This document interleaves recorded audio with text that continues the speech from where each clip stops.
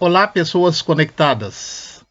Estamos mais uma vez junto com vocês, agora para falarmos de um território negro na cidade de Itajaí, que ficou historicamente conhecido como Beco do Quilombo. Essa região fica próximo da rua Blumenau, uma das principais vias de acesso ao porto de Itajaí, e agora está num processo de revitalização.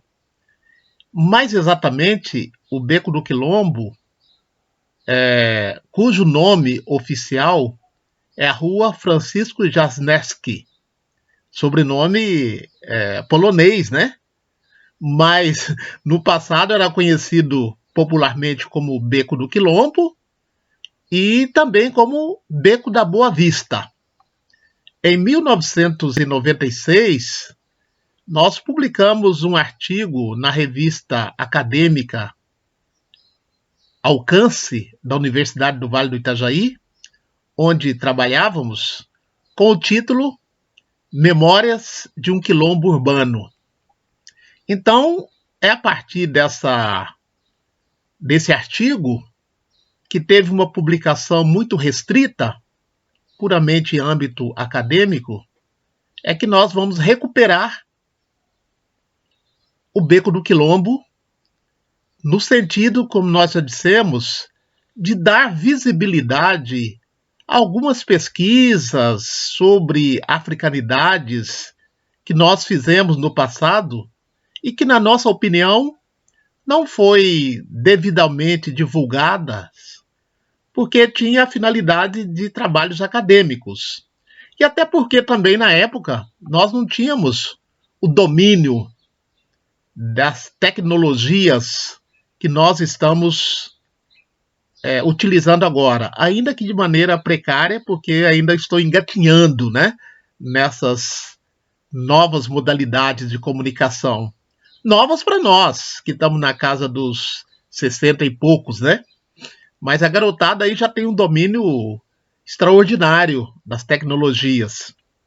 E muitos deles têm me ajudado aqui, né, a resolver, a dirimir as dúvidas acerca dessas tecnologias.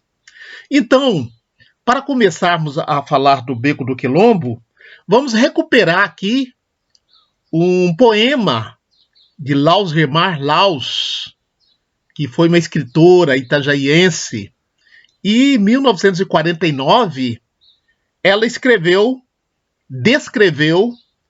o Beco do Quilombo. Ao que nos parece, não temos certeza disso, mas pela descrição que ela faz, ela deveria morar nas imediações ou deve ter passado pelo quilombo de Itajaí. Então diz ela: ninguém me pega, quilombo, resto de sombra de escravos. É mais do que paraíso. Tem a Dindinha Policarpa, que traz crianças ao mundo e conta história à gente. Tem 1 milhão de doçuras nas pitangas maduras e a voz das criaturas.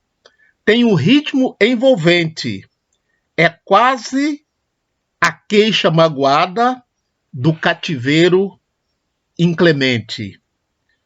Tem o Duca, a Basilisa, tio Silvério de carapinha branca, que sabe rezar espinhela caída, sol na cabeça e quebranto. Reze a minha cabeça, tio Silvério, só para me ouvir essa voz doçura, essa cadência africana, esse tom de mistério. Reze agora mesmo, sim, tio Silvério? Lausgemar Laus, lembrando o Beco do Quilombo, lembrando personagens como tio Silvério, que foi um ex-escravizado, trabalhador portuário, um dos fundadores da Sociedade Beneficente 15 de Novembro, que mais tarde seria o Sindicato da Terrestre. Terrestre é uma categoria de trabalhadores portuários. Então, na época, tínhamos os terrestres, os estivadores, os consertadores, os arrumadores, né? Então, tio Silvério, 1906, foi um dos fundadores dessa entidade de trabalhadores, uma das primeiras entidades organizadas no meio urbano e com a presença maciça de descendentes de ex-escravizados e de escravizados, como o tio Silvério.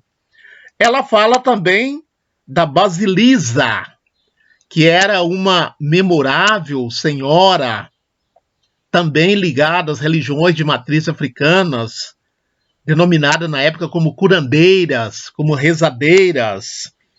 Ela fala da presença de africanos no Beco do Quilombo, ainda que de uma forma poética, romântica, mas ela acusa o cativeiro inclemente no qual os antepassados desses personagens que ela menciona estiveram envolvidos na condição de escravizados. Ela fala ainda de Policarpa, a Dindinha Policarpa, Dindinha, madrinha. Essa Dindinha Policarpa que ela fala era uma parteira que trazia crianças ao mundo. E muitas vezes as mães davam à parteira o direito de ser madrinha, de ser dindinha. Então essas mulheres tinham muitos afilhados, não é? Porque elas ajudavam, como diz a Lauzimar Laus, trazer crianças ao mundo. Ela fala ainda também das plantações, das pitangas maduras. Então, ali no Beco do Quilombo, havia as pessoas com as suas pequenas propriedades. Eles foram ocupando esse terreno que é próximo ao rio Itajaí-Açu, como nós veremos em outros depoimentos, e foram ocupando aquelas terras que eram terras devolutas, terras que não tinham, na época, valor econômico, né? Por isso eles foram ocupando e transformando aquela localidade num quilombo urbano.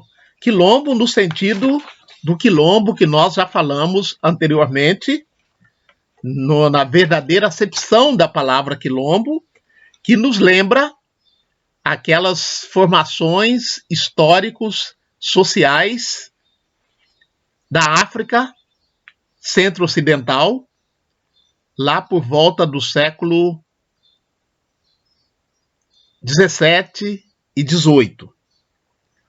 Uma outra referência que nós temos do Beco do Quilombo foram veiculadas no jornal de Itajaí,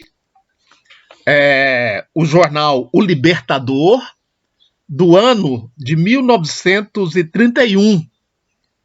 Uma das matérias foi do dia 26 de agosto de 1931, que falava de um embate entre católicos e evangélicos, coordenado pelo padre José Locks, que era o vigário de Itajaí. Então essa manchete ganhou as páginas do jornal O Libertador, que era um jornal produzido pelo advogado Francisco Rangel, que também tinha uma papelaria, né? Era um homem, vamos dizer assim, um homem de letras da época. Tive a oportunidade, inclusive, posteriormente, de fazer entrevista com os filhos de Francisco Rangel, quando eu pesquisei a Organização dos Trabalhadores Portuários de Itajaí. Pesquisei bastante no jornal O Libertador, de Francisco Rangel, e por esse motivo eu tive a oportunidade de entrevistar alguns de seus filhos.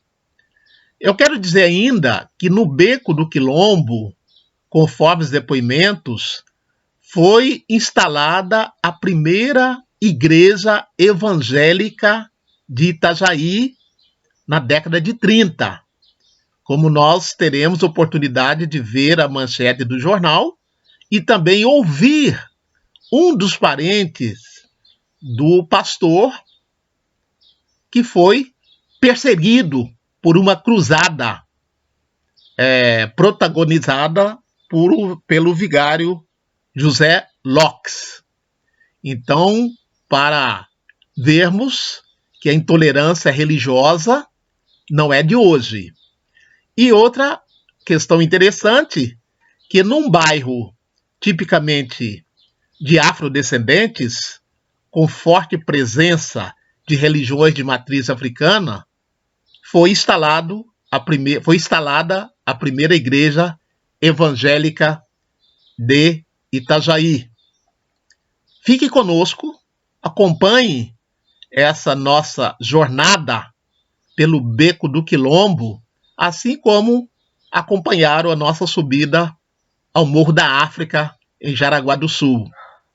Se você estiver gostando das nossas postagens, dê lá um gostei, divulgue a nossa página, o nosso canal, sobretudo para os estudantes que pouco conhecem sobre a presença negra na cidade de Itajaí.